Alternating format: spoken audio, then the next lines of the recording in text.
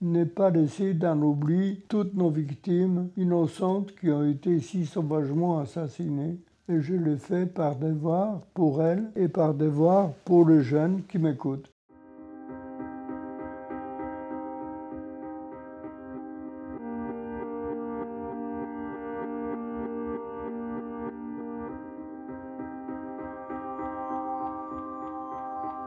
Je protège par une phrase de ma mère qui m'a demandé à l'âge de 13 ans, donc ça fait il y a quelques années déjà, ma mère m'avait dit que j'étais le seul qui serait capable de survivre à la guerre parce qu'elle était très malade et déprimée. Mon père également, ma sœur était malade aussi. Donc elle avait conclu le seul qui pouvait survivre, c'était moi. Elle m'a ordonné de tout faire pour survivre et pour essayer de raconter d'abord, essayer de retrouver certains membres de notre famille qui a survécu peut-être à cette guerre, parce qu'on savait déjà beaucoup qui ont été assassinés. Et donc elle m'a chargé de tout faire pour survivre, et cet ordre, il existe encore aujourd'hui, alors que c'était en 1942.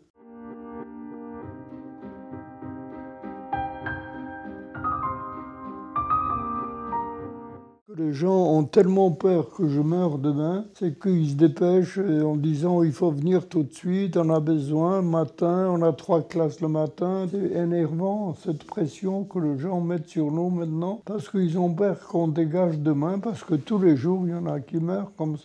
Je ressens d'abord une difficulté de raconter tout ça, mais je me l'impose par devoir pour faire participer et faire comprendre aux jeunes générations ce qui s'est passé, pour qu'elles soient sensibilisées et qu'elles s'attellent à lutter contre toutes les discriminations.